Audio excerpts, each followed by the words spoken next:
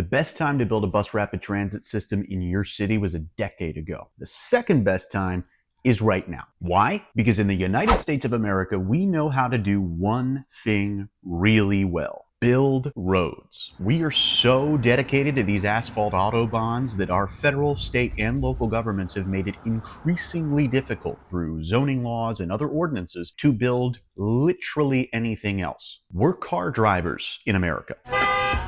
Get in, loser. We're going shopping. 91% of US households own, finance, or lease at least one car. And more than 65% own, finance, or lease two or more cars. Basically, because of a car culture, American engineers are really good at building roads. That's a pretty safe assumption in the industry. Open roads, horsepower, and speed.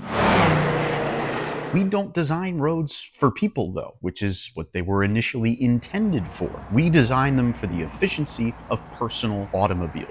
And to be clear, there's really no issue with that if you're on an interstate or a highway. Okay, Florence! No! The issue is designing for that type of driving in cities that are dense, narrower, and were never built to accommodate hundreds of thousands of people a day driving 2-ton plus vehicles down those streets, especially when those cars are sharing the road with people walking, biking, or otherwise rolling, or riding a bus or streetcar. Public transportation in cities can prevent cars from basically causing so much traffic that they stop all forms of travel who need the road from getting basically anywhere. Unfortunately, our reality in America is that most of the people who could take public transportation choose not to, for a variety of reasons, and when it's proposed to be built, residents often throw fits because they think crime will increase or their property values will plummet. All things that, while possibly true in very small, segregated sample sizes and anecdotal evidence, are largely fallacies when it comes to the whole picture. That's a problem in and of itself.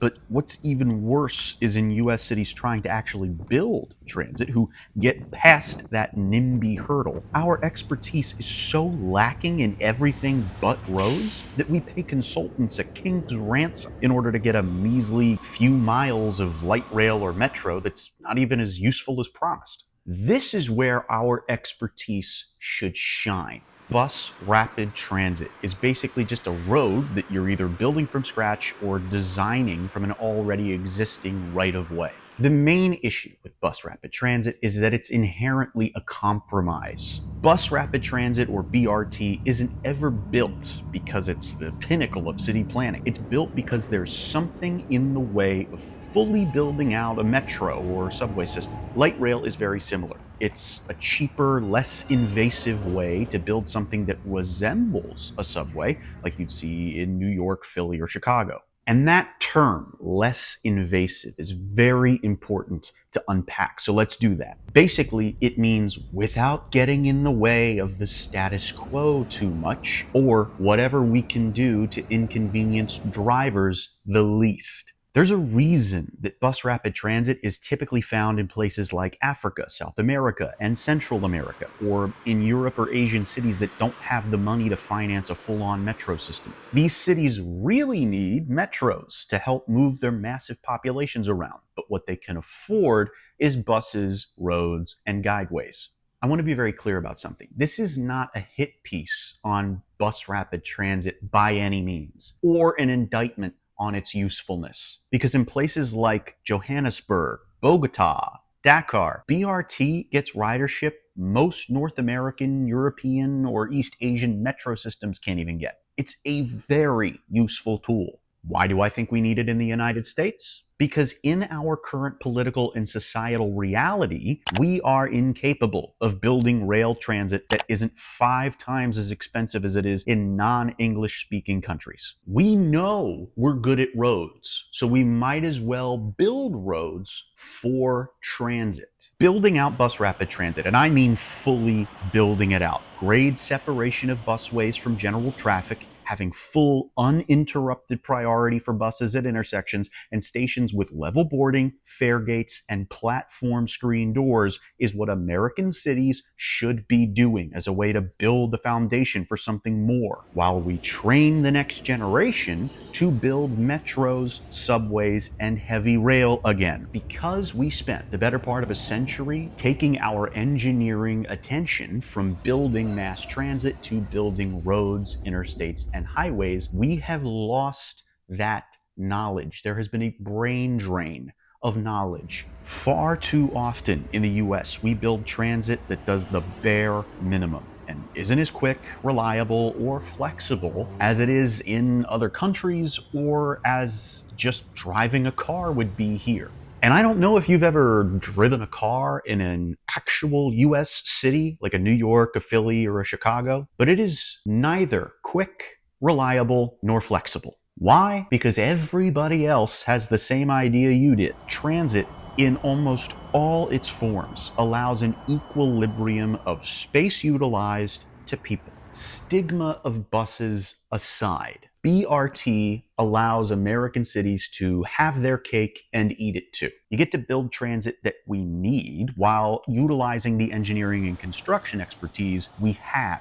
And I don't care what city you live in the United States. Something like a metro, proper light rail, or proper BRT is needed. I don't care how easy you think it is to get around by car. More people driving has proven to shut down entire thoroughfares and doesn't make travel any easier. I'm going to say this very pointedly. You do need public transportation in US cities. And if you don't think you do, you are wrong. BRT also allows lots of American cities the ability to mostly finance projects themselves without having to lean on state or federal dollars as heavily. This is because they're cheaper to implement than a traditional metro system, at least initially. What this mostly does is prevent hissy fits from suburban and rural politicians who don't want their tax dollars going towards a place that, for whatever reason, they vehemently dislike. To be honest, their loss. Cities are cool. It will take far less time to build out something, and thusly will be far cheaper to build out something if you aren't constantly having to entertain the lyrical waxings of whack jobs from the outer reaches of the state who for some reason are getting off on getting in the way of something like a public transportation project. And listen, I give credit where it's due when it comes to US transportation authorities or US transit agencies, but the majority of the BRT systems we build in this country are not BRT. Not like what you see in Bogota, Dakar, and Mexico City. Those places have all taken BRT seriously enough to have actual guideways,